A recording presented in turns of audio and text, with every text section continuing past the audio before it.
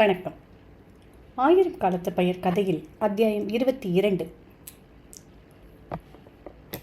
நீ இப்போ சாப்பிட போறியா இல்லையா? நான் பேசுறது காதில் விழாமல் என்ன யோசனையில் இருக்கேன் மலர்? ஒன்றுமில்லை சசி. ஒன்றுமில்லாட்டி சந்தோஷம். இப்போ முதல்ல நீ சாப்பிடு. வேணாம், பசி இல்லை. ஏன் பசி இல்லை? 2 நாளாக எதையோ பறி கொடுத்த மாதிரி நீ இருக்கிறத நான் கவனிக்கலன்னு நினைக்கிறியா? நீ ஏன் சொல்லுவேன்னு இருந்தது தப்பு போல இருக்கு. நேற்றும் கொண்டு வந்த டிஃபனை நீ வாயில் வைக்கவில்லை. வயிறு சரியில்லைன்னு அப்படியே தூக்கி பியூன் கிட்ட கொடுத்துட்ட. என்ன ஆச்சு மலர்? எதனால் இப்படி அடிபட்டு போயிருக்கேன்னு என்னென்ன கூட சொல்லக்கூடாதா? மலர்விழி நீளமாக பெருமூச்சு ஒன்றை வெளிப்படுத்தினாள். கண்களில் எட்டி பார்க்கட்டுமா என்ற தயக்கத்துடன் கேட்ட கண்ணீர் முத்துக்களை சிரமப்பட்டு உள்ளே தள்ளினாள். கைக்குட்டையை வாயில் வைத்து கடித்து பார்வையை நிமிர்த்தாமல் அமர்ந்திருந்தாள். அப்படி அவள் தலை குனிந்து உட்கார்ந்திருக்கும் கோலம் பார்க்க பரிதாபமாக இருக்க சசி குரலை தழைத்து கொண்டாள். அருகில் குனிந்து, என்ன மலர், வழக்கம் போல் உங்கள் மாமியார் ஏதாச்சும் ஏசினாங்களா? நாத்தனாருக்கு தூபம் போட்டாங்களா? இது ஒன்றும் புதுசு இல்லையே. 6 மாதமாக நடக்கிற சமாச்சாரம் தானே. சி, கிடக்குது கழுதன்னு ஒதுக்கிடாம இப்படி கலங்கி போகலாமா என்று வினவவும் இனி தாழ முடியாது என்பது போல மலர்விழி சிநேகிதியின் கையை அழுத்தி பிடித்தாள். என்ன மலர், சொல்ல போறியா இல்லை இன்னும் 1/2 மணி கெஞ்சணுமா? நான் மோசம் போயிட்டேன் சசி. ரொம்ப உசந்த மனுஷன்னு நினச்சி ஏமாந்து போயிட்டேன். யாரை சொல்கிற? கண்ணனையா? ஆம் என்று மலர்விழி தலையசைத்தாள். லட்சியவாதி, பெண்ணை பெற்றவரோட கஷ்டங்கள் புரிஞ்சவர், பெண்மையை மதிக்கிறவர்னு எல்லாம் நினச்சது தப்பாயிடுச்சு. என்ன நடந்துச்சுன்னு சொல்லாமல் நீ பாட்டுக்கு என்னென்னவோ பேசிக்கிட்டு போனா. எங்கள் அப்பாவுக்கு விபத்து நடந்த அன்னைக்கு ஆஃபீஸில் 200 ரூபாய் வாங்கி கொண்டு கொடுத்தது தப்பான் சசி. யார் சொல்கிறாங்க? வேறு யாராக இருந்தாலும் கவலைப்பட்டிருக்க மாட்டேன். ஆனால் கண்ணனே அப்படி சொன்னப்போ நான் கூசி போயிட்டேன். எங்கள் அப்பா அந்த பணத்தை வாங்கிட்டது முதல் தப்பாம். திருப்பி தராதது 2வது தப்பாம். கல்யாணமான பொண்ணுக்கிட்ட அப்பா கை நீட்டி பணம் வாங்குவார்னு எதிர்பார்க்கலையாம். கிடைச்ச வரைக்கும் ஆதாயம்னு என்கிட்ட இருந்து சுருட்ட பார்க்குறாங்களாம்.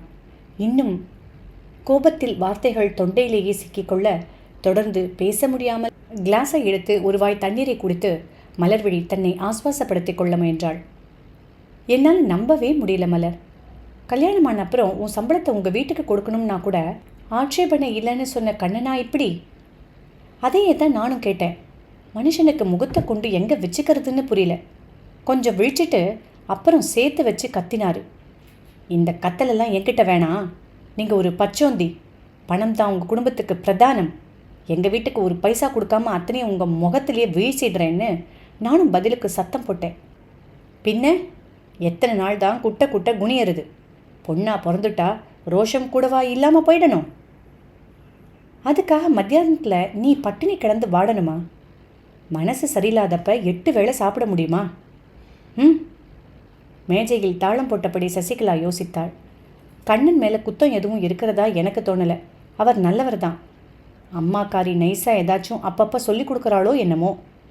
ஏன் மலர் இப்படி செஞ்சா என்ன? எப்படி? சசிகலா தீர்க்கமாய் பார்த்தாள். தயக்கமில்லாமல் பேசினாள். தனி கொடுத்தனம் போயிட்டா? மலர்விழி திடுக்கிட்டு போனாள். ஐயோ! என்ன ஐயோ? நடக்கிற சமாச்சாரமாக பேசு சசி. இது ஏன் நடக்கக்கூடாது? மூளை இல்லாமல் பேசுகிற சசி. தனி கொடுத்தனம் போனால் பிள்ளையை வீட்டை விட்டு பிரிச்சுட்டேன்னு என்னை ஏச மாட்டாங்களா? அவ்வளவுதானே, ஏசட்டுமே. அலட்சியமாய் சசி பேச பதில் கூற தெரியாமல் மலர்விழி தவித்தாள். விளையாடாத சசி. இதில் விளையாட்டு என்ன? இவங்கக்கிட்ட தினமும் பேச்சு கேட்டுக்கிட்டு மனசு நிம்மதி இல்லாமல் தவிக்கிறத விட ஒட்டுமொத்தமாக ஏச்சு பேச்சை வாங்கிட்டு புருஷனோட மகிழ்ச்சியாக இருக்கிறது பெருசு இல்லையா? காலுக்கு உதவாத செருப்பை கழட்டி எறியணும்னு பழமொழியே வச்சுருக்காங்க. சேர்ந்திருந்து பார்த்தீங்க, சரிப்படலை, விலகிட்டீங்க. என்ன தப்பு? ஒரு நிமிஷம் மௌனித்து அவள் சொன்னதை அசை போட்டுவிட்டு மெதுவாக மலர்விழி கேட்டாள். இதுக்கு கண்ணை ஒத்துக்கணுமே. ஒத்துக்க வைக்கிறது தான் உன் சாமர்த்தியம். தொங்க தொங்க தாலி கட்டி கொண்டு வாழ்ந்துவிட்ட அத்தை பாட்டி மாதிரி சசிகலா பேச புதுசாய் எதையோ புரிந்து கொண்டு விட்ட தினசில் புன்னகைத்த மலர்விழி அன்று மாலை ஜிஹெச்சுக்கு தந்தையை காண சென்றபோதும் அந்த நினைவிலேயே இருந்தாள். அப்பாவிடம் கொஞ்ச நேரம் பேசிவிட்டு வராந்தாவுக்கு சென்று தாயும் மகளும் நின்று கொண்டனர். 2 நாளாக ஏன் வரல மலர்? உடம்புக்கு ஒன்றுமில்லையே. அப்பாவுக்கு எதிரில் கேட்க வேணாம்னு நினச்சேன். குளிச்சுட்டு தானே இருக்க. அம்மாவின் கரிசன பேச்சு இதமாக இருக்க மலர்விழி சூழ் கொட்டினாள். உடம்புக்கு என்ன, ஒரு கேடும் இல்லை. வீட்டில் தான் கெடுபிடி அதிகமாக இருக்குது. நான் இங்கே தினமும் வந்துட்டு போகிறது அவங்களுக்கு பிடிக்கலம்மா. பிள்ளைக்கிட்ட வத்தி வச்சுட்டாங்க. நாங்களே எத்தனையோ தரம் சொல்லிட்டோம், நீ தான் கேட்கல. வாரம் ஒரு தடவை வந்து பார்த்துட்டு போனால் பத்தாதா? அப்பா நல்லா தானே இருக்க முடிக்க விடாமல் மலர்விழி எரிச்சலுடன் குறுக்கிட்டாள். சரி சரி, நீங்கள் வேற ஆரம்பிச்சிடாதீங்க. அவங்க துணப்பே எனக்கு அதிகமாக இருக்குது. இருட்டின் அப்புறம் வர வேணாம், அலைச்சல் வேணாம்னு உன் நல்லதுக்கு சொல்கிறது எல்லாம் துணப்புன்னு எடுத்துக்கிறது தப்பு மலர். உங்களுக்கு என்ன, சுலபமாக புத்தி சொல்லிடுவீங்க. அவஸ்தைப்படுறது நான் தானே. பொழுது விடிஞ்சு பொழுது போனால் நை நை நைன்னு புகார். தத், இந்த கஷ்டங்களுக்கு ஒரு முடிவு கட்டணும்னா தனி கொடுத்தன போகிறத தவிர எனக்கு வேறு வழியே இல்லை. என்னது, என்ன சொல்கிற? அதிர்ந்து போன தாயை மலர்விழி வியப்புடன் ஏறிட்டாள். என்ன சொல்லிட்டேன்னு இப்படி பதறீங்க? எல்லார் வீட்லேயும் நடக்கிறது தானே. கல்யாணி மகளை நெருங்கி அவள் கையை பற்றி கொண்டாள். இங்கே அங்கே நடக்கலாம், ஆனால் ஒன்றுமே இல்லாத விஷயத்தை பெருசு பண்ணி அது உன் வீட்டில் வெடிக்க நீயே காரணமாகலாமா? விட்டு கொடுத்து அனுசரித்து வாழறவதான் பொண்ணு. கண்ணை தங்கமானவர். உன் பேச்சு நடவடிக்கையால் அவர் மனசை புண்பட்டு போச்சுன்னா அது நியாயமில்லை. கல்யாணமான அப்புறம் ஓரளவுக்கு பெற்றவங்களை மறந்துட்டு புருஷன் அவன் வீடுன்னு இருக்கிறது தான் சரி. உன்னை பெற்றவங்க பணம் காசு இல்லாமல் திண்டாடி உடம்புக்கு முடியாமல் தவிச்சு நீயும் ஒத்த பொண்ணாக இருந்தால் கண்டிப்பாக உன் ஒத்தாசை தேவை. ஆனால் அதுக்கு இப்போ அவசியம் இல்லையே. உங்கள் அப்பா கை நிறைய சம்பாதிக்கிறாரு. எங்களுக்கு ஒரு குறையும் இல்லாதப்ப எங்களை சாக்கிட்டு நீ உன் புருஷனையும் மற்றவங்களையும் பகைச்சிக்கிறது அத்தனை நல்லா இல்லை. நீ ஒரு தரம் விட்டு கொடுத்தா தானாக உன் புருஷன் அடுத்த முறை அனுசரித்து போக நிச்சயமாக முன் வருவார். இன்னும் 2 நாளில் அப்பாவை டிஸ்சார்ஜ் பண்ண போகிறாங்க. முடிஞ்சால் மாப்பிள்ளையோட அடுத்த ஞாயிறு வீட்டுக்கு வா, போரும். பாண்டியன் இருக்கான், நாங்கள் பார்த்துப்போம். கோவத்தாபத்தை ஒதுக்கிட்டு பதட்டம் இல்லாமல் இருமலர். அதான் உனக்கும் உன்னை பெற்ற எங்களுக்கும் பெருமை தரும். குறுக்கே பேசாமல் அம்மா கூறிய அறிவுரைகளை கேட்டாலும் அவற்றில் ஒன்று கூட மனதில் பதியாததோடு தன்னை யாரும் சரியாக புரிந்து கொள்வதில்லை என்ற ஆதங்கம் கழுத்து வரை முட்ட அன்றைக்கு மலர்விழி வீட்டுக்கு புறப்பட்டாள். 1000 காலத்து பயிர் கதையில் அத்தியாயம் 23. நாழியாச்சு மலர், எழுந்துரு. மணி என்ன தெரியுமா? 6:30. அட, நான் பாட்டுக்கு பேசிக்கிட்டு இருக்கேன், எழுந்திருக்காம நீ உம்முன்னு முனகினா உடம்புக்கு முடியலையா? மலர்விழி கீராக கண்களை திறந்தாள். சின்ன குரலில் பேசினாள். முடியல பிடிக்கல ரெண்டும் தான். முரண்டு பண்ணாத மலர், ப்ளீஸ். எழுந்து பல் விளக்கிட்டு கீழே போய் காஃபி குடி, சரியாயிடும். காஃபியா? கீழே போயா? ஐயோ கடவுளே, உங்கள் அம்மா முட்டை இல்லை வேறு எதையாச்சும் செஞ்சுக்கிட்டு இருப்பாங்க. அந்த நாத்தம் வயிற்ற பிடுங்கிட்டு குமட்டுறப்ப காஃபியாவது மண்ணாவது. இது என்ன விதண்டாவாதம்? காலையில் எழுந்தம்மா, குளிப்பம்மா, வீட்டு வேலைகளில் ஒத்தாசை பண்ணுவாமான்னு இல்லாமல் பிடிவாதம் செய்கிற. விதண்டாவாதம் இல்லை, பிடிவாதம் இல்லை. உங்கள் அம்மா பேசுகிற மாதிரி நீங்களும் சும்மாவானாலும் புகார் சொல்லாதீங்க. என் வயிற்று பிரட்டலும் தலை சுத்தலும் எனக்குத்தானே தெரியும். குழம்பு கொதிச்சா கூட முழுக்குன்னு வாந்தி வந்து நான் அவஸ்தைப்படுறது உங்களுக்கு புரிஞ்சா இப்படி பேச மாட்டீங்க. புரியாமல் இல்லை மலர். வீணா அம்மா கிட்ட திட்டு வாங்க வேணாம்னு தானே எழுந்திருக்க சொல்கிறேன். படக்கென்று மலர்விழி எழுந்து உட்கார்ந்தாள். எழுந்துரு எழுந்துரு. பாப்பாப்பா, வேற பேசவே தெரியாதா உங்களுக்கு கண்ணன்? எழுந்து நான் என்ன பண்ண போகிறேன்? பல் தேய்ச்சிட்டு ஒரு தரம் வாந்தி எடுப்பேன். கீழே போய் சமையல் கட்டில் நுழைஞ்சதும் இன்னொரு தரம். அங்கே வீசுகிற கறி மீன் பூண்டு நாத்தம் கொலையை பிடுங்க ஓக்களிச்சு நெஞ்சு வலி கண்டு போகிறது தான் மிச்சம். ஏதுடா இப்படி சோர்ந்து போகிறாளே, என்னம்மா செய்யுது? காஃபி பிடிக்கலையா? எலுமிச்சம்பழம் பிழிஞ்சு தரட்டுமான்னு ஒரு வார்த்தை கேட்டோம். ஒரு மண்ணாங்கட்டியும் உங்கள் அம்மாவுக்கு கிடையாது. அப்புறம் நான் மட்டும் ஏன் அவதிப்பட்டுக்கிட்டாவது எழுந்து ஓடணும்? இவள் இருக்கும் மனநிலையில் தொடர்ந்து பேச்சு கொடுப்பது அபாயம் என்ற எண்ணம் தோன்ற கண்ணன் வாயை திறக்காமல் தன் காரியங்களை செய்ய முற்பட்டான். குளியலறைக்கு சென்று ஒரு பிளாஸ்டிக் குவளையில் தண்ணீர் கொண்டு வந்து கண்ணாடிக்கு முன் இருந்த ஸ்டாண்டில் வைத்தான். ஷேவிங் பிரஷை அதில் முக்கி துளி சோப்பை பிதுங்கி அதன் மேல் விட்டு உதடுகளை அழுந்த மடித்துக்கொண்டு கண்ணம் தாவாங்கட்டையில் நுரை எழுப்ப பூச ஆரம்பித்தான். நேற்று பாருங்க கண்ணன், ஆஃபீஸ்லேருந்து அழுத்து சலிச்சு வரேன்.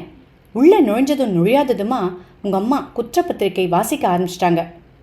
விளக்கு வச்சும் ஊர் சுற்றிட்டு வர்றா. அதட்டி கேட்க யாருக்கு தைரியம் இருக்குன்னு ஓன்னு குரல் எடுத்து கத்துறாங்க. ஆஃபீஸில் வேலை இருந்துச்சு, ஓவர் டைம் பண்ணிட்டு வரேன்னு சொல்கிறதை காதில் வாங்காமல் லோன்னு 8 வீட்டுக்கு கேட்குற மாதிரி. பதிலுக்கு பதில் ரெடியாக பேசிடு, அத்தனையும் சம்பாதிக்கிற திமிர்னு ஏசினாங்க. எனக்கு பொறுக்க முடியல. ஆமாம், திமிர் தான். இப்போவாவது புரிஞ்சுட்டா சரின்னு நறுக்குன்னு சொல்லிட்டு மேலே வந்துட்டேன். நேற்று பார்த்து நீங்கள் ஸ்நேகிதன் வீட்டில் விருந்துன்னு போயிட்டு வீடு திரும்ப ரொம்ப லேட் ஆக்கிட்டீங்க. அவங்க கோபம் அடங்கட்டும்னு 1 மணி நேரம் போல் மேலேயே இருந்துட்டு கீழே போனேன். எல்லாரும் சாப்பிட்டுட்டு அடுக்கலையை சுத்தமாக ஒழிச்சு வச்சுருந்தாங்க. 2 வாழைப்பழத்தை தின்னு தண்ணி குடிச்சிட்டு வந்து படுத்தேன். நான் பட்னி கிடந்தா என்ன, இல்லை செத்தாதான் யாருக்கு என்ன நஷ்டம்? எதற்கும் பதில் சொல்லாமல் ரேசரை எடுத்து கன்னத்தை சுத்தமாக மழிப்பதில் கண்ணன் ஈடுபட்டிருக்க எரிச்சல் இன்னும் அதிகமாக மலர்விழி பற்களை கடித்து கொண்டு அரற்றினாள். வாயை திறக்க மாட்டீங்களா? உங்கள் அம்மா பண்ணுற அக்கிரமங்களை புட்டு புட்டு வச்சாலும் அசைஞ்சு கொடுக்க மாட்டீங்களே. இப்போது மலர்விழியின் கோபம் புருஷனிடமிருந்து வயிற்றுப்பிள்ளைக்கு தாவியது. இந்த சனியை இப்போ வரலன்னு இங்கே யார் எழுதாங்க? தத்ரம். கொஞ்ச நெஞ்சம் இருந்த நிம்மதியும் அறவே அழிஞ்சிடுச்சு. பீட. உங்கள் அம்மா வாயில் விழுந்து புறப்பட்டாலும் உடம்பு நல்லா இருந்ததால் எல்லாத்தையும் சமாளித்தேன். இப்போ எதுக்கும் என்ன லாய்க்கில்லாதவளா இது ஆக்கிடுச்சு. உடம்பு முடியல, மனசும் சரியில்லை. நான் என்ன பண்ணுவேன்? புலம்பலாக பேசி தன் இயலாமை தந்த வெறுப்பில் மலர்விழி மெதுவாக விசும்பத் துவங்க கை காரியத்தை அப்படியே வைத்துவிட்டு கண்ணன் அவளிடம் அவசரமாய் வந்தான். மலர், இதை பாரு மலர். ஷ் ஷ். என்ன சின்ன குழந்தையாட்டம், ஒன்றுமில்லாததுக்கு கண் கலங்கிக்கிட்டு.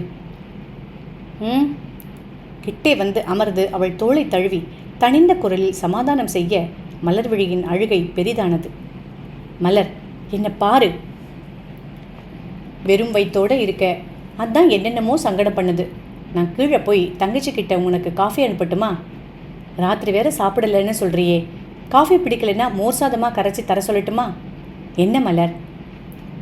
கணவனின் இந்த கரிசனம் ரொம்ப இதமாக இருக்க அவன் மார்பில் சாய்ந்து இன்னும் 2 நிமிஷங்களுக்கு மலர்விழி அழுது தீர்த்தாள்.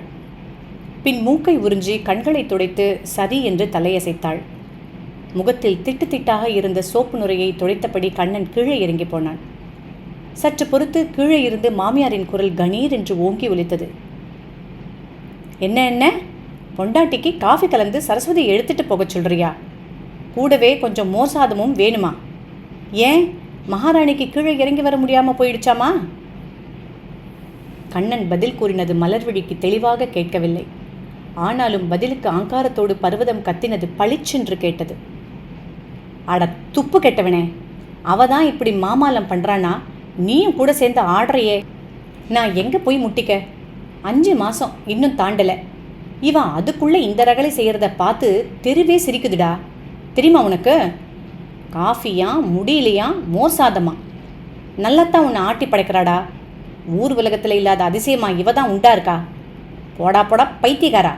இப்படி விட்டு கொடுத்துக்கிட்டே போனால் நாளைக்கு அவள் புடவையை துவைச்சி போட்டு கைப்பையை தூக்கிக்கிட்டு ஒரு கூலிக்காரனாட்டம் தான் நீ இருக்கணும். சொல்லிட்டேன். போய் வர சொல்லுடா. என்ன பண்ணிடுவா பார்க்கலாம். நேற்றுக்கு இவ பேசின ஏசின பேச்சு இருக்கே, அப்பப்பா நாக்க தான் பிடுங்கிக்கணும். போனா போகுது சின்ன பொண்ணுன்னு நான் தனியே ரொம்ப தான் தொல்றா. இனி இதை இப்படியே விடுறது சரியில்லை. போய் கீழே அனுப்புடா அந்த ராங்கிக்காரிய. தொடர்ந்து பர்வதம் முதல் நாள் நடந்த சம்பவத்துக்கு கண் காது மூக்கு வைத்து விவரிக்க கொஞ்சம் நின்று அதை கேட்டுவிட்டு வாயடைத்து போய் என்ன சொல்வது என்று புரியாத குழப்பத்துடன் கண்ணன் மேலே வர கட்டிலில் அமுக்காக அமர்ந்திருந்த மலர்விழியின் கண்கள் அவனை கண்டதும் மீண்டும் பிரவாகம் எடுத்தன. பாருங்க என்ன பேச்சு பேசுகிறாங்க பாருங்க. இத்தனையும் கேட்டுக்கிட்டு எனக்கு இருக்கணும்னு என்ன தலைவிதி? பேசாமல் எங்கள் அம்மா வீட்டுக்கு என்னை அனுப்பிடுங்க. கண்ணன், வம்பே இல்லாமல் இருக்கும். கண்ணன் ஜன்னல் விளிம்பில் சாய்ந்து கொண்டான். அலுப்புடன் பேசினான். 3ஆம் மாதம் பிறந்ததும் பிறந்த வீட்டுக்கு போய் 15 நாள் இருந்துட்டு வந்துட்டேன். மறுபடியும் போவேன்னா எப்படி மலர்? நிம்மதி இல்லாமல் இங்கே இருக்கிறத விட அங்கே போயிடுறது தேவையில்லை தானே? அதுக்காக எனக்குன்னு ஒரு மரியாதை இல்லையா? தாலி கட்டினவளை சும்மா பிறந்த வீட்டில் விடுறது நல்லா இருக்குமா? எனக்கு மட்டும் ஒன்றும் இருக்கக்கூடாது, அத்தனையும் தொடச்சி போட்டுட்டு இருக்கணும், அதானே? மலர் ப்ளீஸ்.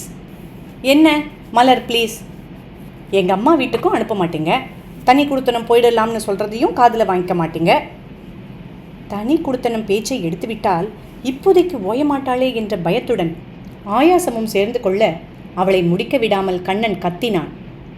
ஷட்டப் பைசே, போனா போகுதுன்னு பேசாமல் இருக்க இருக்க நீ ரொம்ப தான் வாயாடுற. கீழே அம்மா, இங்கே நீ. ஒரு நாள் இல்லாட்டி ஒரு நாள் எனக்கு பைத்தியம் பிடிக்க போகுது. அப்புறம் நீங்கள் 2 பேரும் நிம்மதியாக இருங்க. தண்ணீர் கோவலையை விசிறி எடுத்தவன், வர வர உங்களை எல்லாம் பார்க்க பேசக்கூட எனக்கு பிடிக்கல. வீடா இது என்று கத்தியபடி குளியல் அறைக்குள் சென்று மடேர் என்று கதவை சாத்தி ஆத்திரத்தை அதன் மேல் காட்டினான். இதோடு இந்த அத்தியாயம் முடிவுற்றது.